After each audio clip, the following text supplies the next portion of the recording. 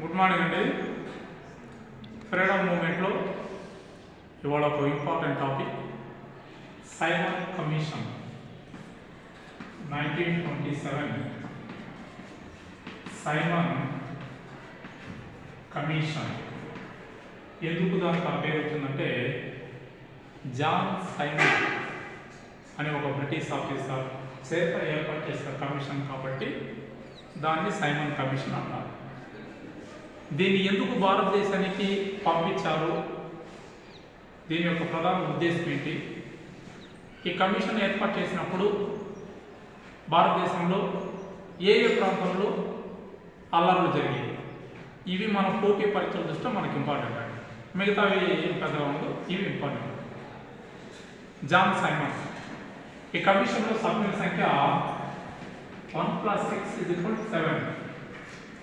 ఒక అధ్యక్షుడు మరియు 6 మంది సభ్యులు. ఈ అధ్యక్షుడు ఎవరంటే జాన్ సైమన్. 6 మంది సభ్యుల్లో లేట్ పాప్స్, కార్డిగన్ బోమ్, హాక్స్టోన్, అలాగే అట్లీ, హెడర్ డోవర్ అన్న వాళ్ళు ఉంటారు. ఈ కమిషన్లో అట్లీ అనే వ్యక్తి ఒక సభ్యుడు. భారతదేశానికి స్వతంత్రం ఇచ్చే సమయానికి బ్రిటన్ దేశ ప్రధానమంత్రి. ఈ లాజిక్ని బాగా గుర్తుపెట్టుకోవాలి. 7 మంది భారతీయులు కాబట్టి 7 మంది ఆంగ్లేయులు కాబట్టి బ్రిటిష్ వాళ్ళు దీన్ని పకడ్బందీగా ఏర్పాటు చేశారు. భారతీయులకి ఎలాంటి సభ్యత్వం లేదు ఈ commission. At the same time ఈ కమిషన్ ఎందుకోసం ఏర్పాటు చేస్తారంటే 1919 మార్టిన్ చెమ్స్ఫోర్డ్ యాక్ట్స్ చట్టం పనితీరును పరిశీలించడానికి కమిషన్ ఏర్పాటు చేశారు. ఇది వెరీ ఇంపార్టెంట్. సైమన్ కమిషన్ ఏర్పాటు చేసిన ప్రధాన ఉద్దేశం ఏంటంటే 1919 మార్టిన్ చెమ్స్ఫోర్డ్ చట్టంలోని అంశాలు ఏ విధంగా అమలవుతున్నాయి, వాటి ఫలితాలు ఏంటి, వాటి విధానాలు ఏంటి, దీని గురించి తెలుసుకోవడానికి ఏర్పాటు చేసిన కమిషనే సైమన్ కమిషన్. 1927లో సైమన్ కమిషన్ ఏర్పాటు చేయడం జరిగింది. 1928లో భారతదేశానికి వచ్చింది. ఇది లాజిక్. 1927లో కమిషన్ ఏర్పడింది, 1928లో భారతదేశానికి వచ్చింది. అది కూడా భారతదేశంలో ఎప్పుడు అంటే 1928, 2, 3 అంటే ఫిబ్రవరి 3వ తేదీ.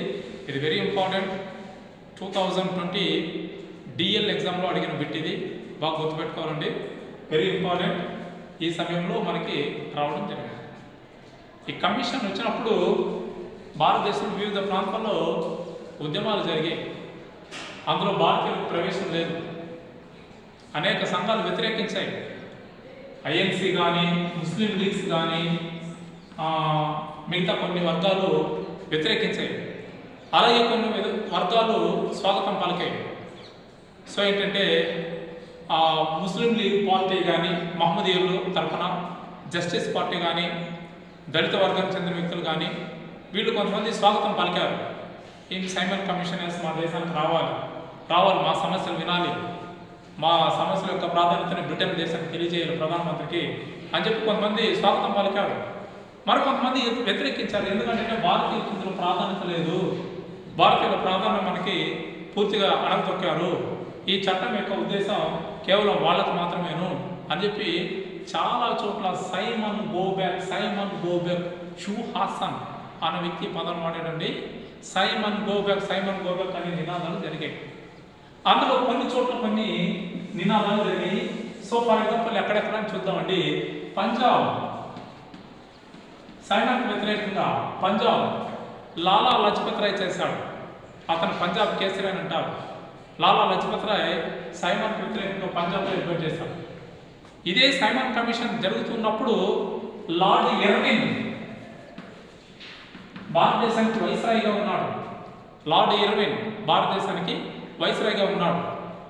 సో ఈయన పేరులోనే మనకి ఈ సైమన్ కమిషన్ అనేది జరిగింది. పంజాబ్లో లాలా లజపత్ రాయ్ జరగడం, అలాగే ఇక్కడ సాండర్స్ అనే ఒక పోలీస్ ఆఫీసర్ లాలా లజపత్ రాయ్ లాఠీలతో కొట్టడం, ఆ కొట్టినప్పుడు ఆయన ఒక స్టేట్మెంట్ ఇస్తూ ఉంటాడు, నా ఒంటి మీద పడే ప్రతి లాఠీ దెబ్బ బ్రిటిష్ వాళ్ళ శవపేటకి మేకై దిగుతుంది అని చెప్పి ఒక స్టేట్మెంట్ ఇవ్వడం మనకు కనిపిస్తుంటుంది.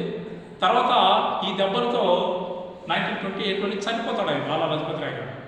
చనిపోతే లండన్కి వెళ్ళి సాండర్స్ అనే పోలీస్ ఆఫీసర్ని ఉద్దమ్ సింగ్ అన్న వ్యక్తి అక్కడ మర్డర్ చేస్తాడు. ఇవి మనకు బిట్లు అండి, ఒకసారి చూడాలి. పంజాబ్. నెక్స్ట్ లక్నోలో మోతీలాల్ నెహ్రూ ఈ ఉద్యమాన్ని నిర్వహిస్తాడు. లక్నోలో మోతీలాల్ నెహ్రూ ఈ ఉద్యమాన్ని నిర్వహిస్తాడు. అలాగే ఆంధ్రప్రదేశ్లో, ఏపీలో కొండ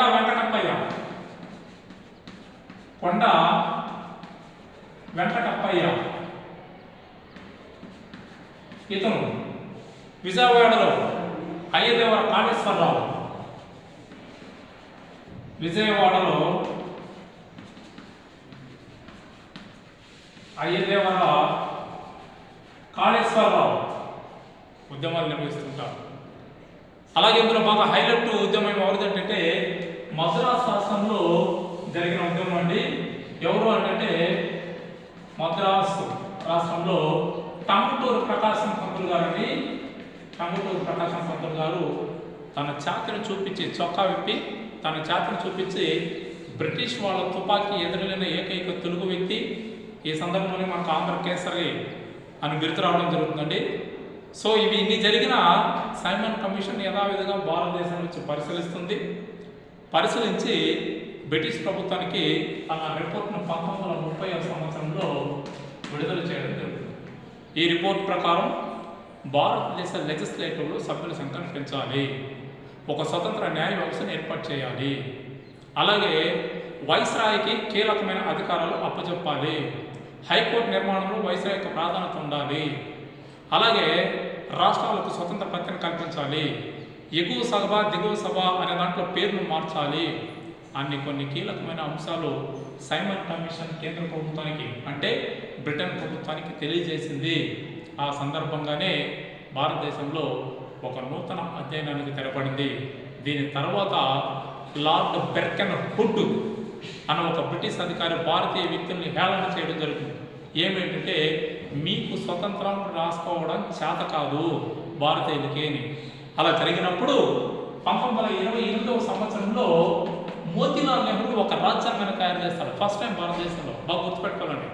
మోతీలాల్ నెహ్రూ ఒక రాజ్యాంగం తయారు చేస్తాడు. దాన్నే నెహ్రూ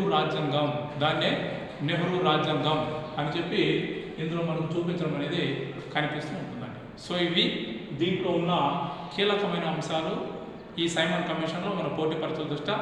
నెక్స్ట్ క్లాస్లో 1929 లాహోర్ కాంగ్రెస్ సమావేశం అన్నదాన్ని చూడండి.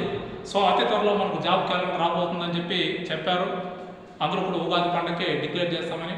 ఒకవేళ గ్రూప్ 1 అలా వస్తుంటే ఖచ్చితంగా నేను ఇండియన్ హిస్టరీ ఫస్ట్ నుంచి ఇండియన్ హిస్టరీ క్లాసులు చెప్తాను. సో మీ సపోర్ట్ కావాలి. Thank you.